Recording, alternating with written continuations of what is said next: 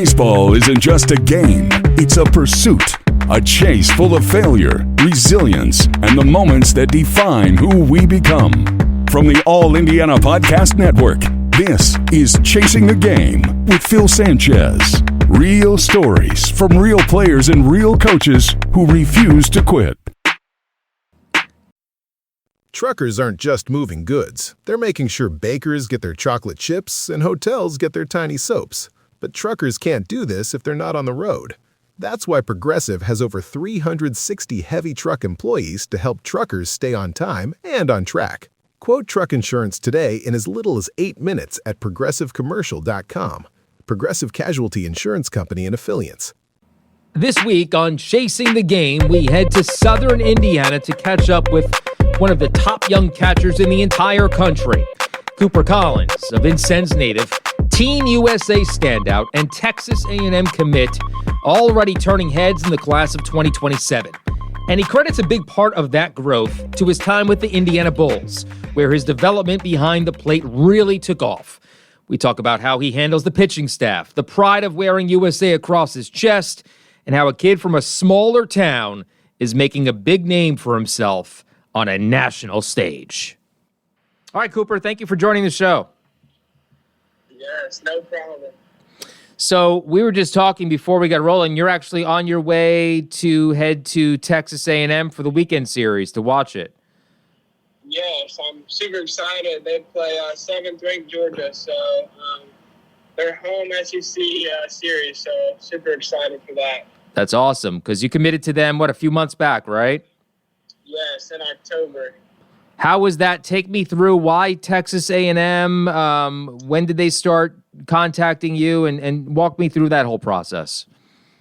Yeah, so obviously August 1st for junior in high school is a very surreal day. So basically anybody can reach out to you. You take phone calls, etc., text messages. And I remember their head coach, Michael Early, called me, I think around noon that day. We had a really good conversation, and, then one thing leads to another. You talk to some other coaches, schedule some visits and things like that. So I had scheduled 5, or I scheduled 10 at the start because I kind of wanted to take my time through the process. And I decided ultimately to obviously choose Texas A&M and cancel the other ones. The reason I chose Texas A&M, what stood out, is just the people I'll be around every day. I actually met Coach Early down in Omaha when he was assistant coach at Texas A&M because he has a connection with the Bulls and Quinn Moore. And we had a good talk with him at their team hotel, I want to say 12U or 13U. So it's kind of a full circle moment. I'll be playing for him now, which is just awesome. Yeah, because he's an Indiana guy, right? Yes. So that's awesome. And that's a big class going in, too. I think the best player in the country is committed to go there next year if he doesn't get drafted. So Grady Emerson, so that's pretty cool.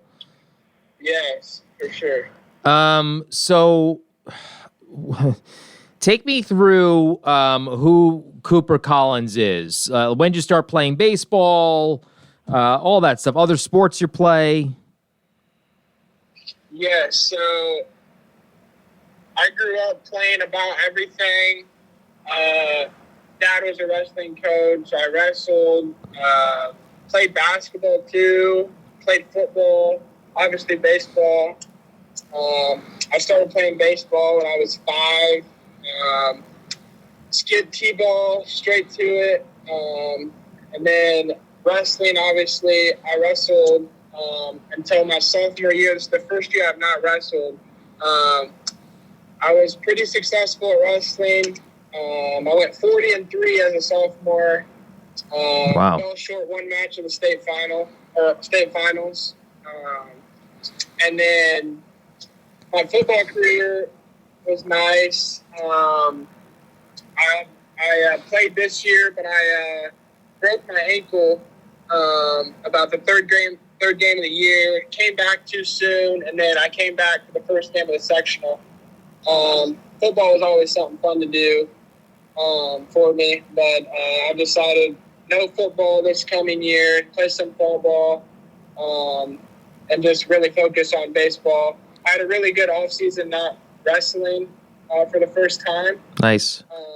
So I was really excited for that, just getting bigger, faster, stronger, and get ready for the year. Yeah. So you mentioned Quinn Moore and the Bulls earlier, and you and I were talking about this before we came on, before we started recording here. How long have you been playing for them? And, when did you start? At what age? And did you always play on the black team? Walk us through that a little bit.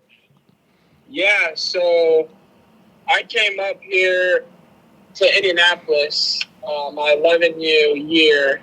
Our local team broke apart, and obviously you hear about the Bulls in Indiana, and, I wanted to play with the best people, and we thought that was the best decision we could make, and it definitely turns out to be. I started at 11 years old with them. I made the white team when I was 11, and then every year after that, I was with the black and Quinn and Jared. I started out with Jared, Quinn's brother, on the white team, and eventually now Jared's on the black staff. And it's just first-class organization. It's been nothing but the best for me, and they've put me exactly where I needed to be. Were you always a catcher? No, so I grew up a shortstop, and then eventually I would play a little bit of infield and catch, and then I just kind of took off catching and kind of needed to be back there every game, and I fell in love ever since with that, and just transitioned it to full-time. At what age was that? I would say I was a full-time catcher at probably 13, so I would say I'd still played a little bit of infield for about 2 years, and then that's just where we knew the future was going to be. Do you think that helped you get looks and get a lot of attention from college coaches and recruiters and scouts? I think, growing up playing shortstop definitely did, just with what translated to catching with footwork and the exchange, throwing, and just quickness, overall quickness. And then obviously I think wrestling would help the catching aspect too, just with different hip movements and mobility that I have that others maybe aren't able to. Right. But as far as catching goes, because, when you go to a lot of these showcases and everybody's a middle infielder. I mean, there are tons of shortstops out there, but there aren't a lot of catchers. So do you think that helped maybe put you on the landscape? Yeah, I think definitely, I'd say Pop Time is obviously what my showcase would be like, would wow them. So I think definitely at a young age, that was probably just like circle my name or, whatever they may have did. Yeah. Truckers aren't just moving goods. They're making sure bakers get their chocolate chips and hotels get their tiny soaps. But truckers can't do this if they're not on the road. That's why Progressive has over 360 heavy truck employees to help truckers stay on time and on track. Quote truck insurance today in as little as 8 minutes at progressivecommercial.com. Progressive Casualty Insurance Company and Affiliates. Yeah. So tell me, obviously baseball has a lot of ups and downs. How do you deal with the pressure and the failure and all that stuff? Yeah, I mean, it's part of baseball. I think my mindset has been very, very good over, my baseball career. And there's just not enough room to sit on the failure, especially as a catcher. My job, I feel like I have a couple jobs during the game, right? I think hitting is its own thing, right? So if I go strike out at the plate and I come back to behind the plate and my pitcher and I'm being terrible to him, I'm not calling a good game and I'm not being right to him because I'm down for what I did, then I'm screwing him and I'm screwing the team. So, I mean, it just, you can't be selfish, especially as a catcher. And, whatever you can do to win, I think is the main goal. And then obviously, my favorite thing, like I say to people, is just like, if you fell 7 out of 10 times, you're going to be a Hall of Famer. Like, Yep. it's crazy. And obviously, you're going to go through a slump and, whatever, but you have to trust what you've done, and your routine is very important. Tell me about routine a little bit. What is your routine like? What is your workout schedule like? You give us a little background on that. Yeah, so I go down to Evansville with Nevin Ashley. He was a catcher in the major leagues, and he has his own little place, which is very nice. So I picked his brain a lot this offseason, working on some new things, and he's very knowledgeable, helped me out a ton. And then hitting-wise, same thing down there. And then I have a speed and agility training, which is very good with the trainer. So, yeah. So, how far of a drive is it for you to get to, like, when you're growing up, going to Grant Park and stuff? Yeah, it was rough. It was about 2 hours and 20 minutes on a good day. So One way. Yeah, one way. So, we'd have a fall practice, and I'd leave after school, right, get there at 6 to 8, get home about, I get something to eat, 10:30, 11. So it was pretty crazy, but we knew that was the right thing to do, no long term. Right. So I would imagine that mom and dad played a role in that as well, getting you to and from practice and workouts and all of that. Tell me about how big of an influence they've played in your career and success. Yeah, it's been awesome. My dad was actually a bull back in the day, so that's where we got the first idea to actually go up there. So he was all about it, and then my mom came around to it, and then that's what we did, and then they just did everything they could to get me where I needed to be, and it's been awesome to have that support. And kind of just like why you're playing. I don't really know how many games they've missed, and I've played all over the country, so it's pretty special. Yeah. So let's go back to Texas A&M for a second. That's far away. What other schools were you looking at, and why did you decide that maybe going halfway across the country was the right thing to do? Yeah, so I looked at, my first visit was South Florida, and then I went to Kentucky.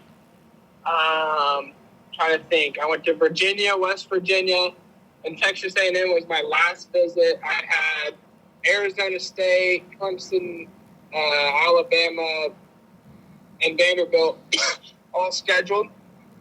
And unfortunately, just with the timing and stuff and things, that's what kind of led to it and what needed to happen. And just for me, location was a big thing. People, where I thought I could play, where I'm going to develop. Obviously, my main goal is to be a Major League Baseball player. And obviously playing against the best competition right out the gate and competing at the highest level is what I wanted to do. And then obviously just coaching and what they've done is something I'm going to trust and put into them. And the catching coach, really, really young guy. We had a really good meeting with him, and he was a catcher at A&M as well. So, and he just is fresh out of pro ball. So being able to pick his brain is going to be awesome too. You also played for Team USA, I understand. What was that experience like? Yeah, that was the single-handedly best experience of my life. Representing USA. Obviously, the World Baseball Classic just happened, so people probably were fresh with them. But, yeah, it was unreal. We played Australia in a 5-game series all over, southern United States. And, just it was first class with you were treated like a Major League Baseball player with, team meetings with your pitcher, meetings with whoever it may be, people coming to talk to you, meals, just unbelievable. And being able to share the field with so many, amazing players and people was awesome. And then now just like seeing where every one of the players are going and, where they already are on draft board, all this stuff is super surreal. And it's just, hopefully this is my 18U summer now. So that's a really big goal of mine, to make this 18U team coming up and go win a gold medal. That would be awesome. Yeah. So you mentioned playing with players from all across the country. I would imagine there are some nerves involved in that as well. You start seeing players from, down south and out west and stuff. But at what point does it hit you that, hey, I belong in this field. I'm just as good as these guys. And, walk me through what that's like. Yeah. So trials. So there was about a week or two of trials, which are really nerve-wracking. I say that's where you're nervous at. The most, you meet the coaching staff, you got a bunch of people there scouting you and looking and see if you're the fit, right? And you have the final meeting, obviously, if you've made the team. And, I don't know, I realized it, my first at bat, actually, on the trials, I didn't start the game. I came in probably like the 5th inning and 3-1 count, and I hit a home run. Nice. I was not a home run hitter, and when I watched it go over the wall, and I was just like, wow, I felt good, and yeah. And the next day I hit 2 more, and I kind of was just like, wow, I do belong here, and I felt good, and obviously, making that team, it's not about what you do on the field necessarily. It's about, how you carry yourself. You represent your country. How are you as a teammate? How are you going to be to your pitcher? Every factor goes into it. So, if I didn't hit 3 home runs, how else or why should I have made that team, is what matters. Yeah. Well, I'll get you out of here on this. What is your advice to some young players out there who maybe listen to this and want to be in the position that you are in right now? Yeah, I would say dream big. No dreams too small, right? A small town kid, you're gonna have haters. That's what happens, if you're successful. Use it as fuel, don't ever quit. Don't let anybody tell you no. Just go do it. Work hard and be you. It's really important, and you can do anything you set your mind to. You just gotta believe it. That's well said. Cooper Collins, good to talk to you, man. Thank you so much for joining us. Yes, I appreciate it. This is Chasing the Game with Phil Sanchez. Be sure to like and subscribe to this podcast, and be sure to check out other great podcasts on the All Indiana Podcast Network, online at allindianapodcastnetwork.com.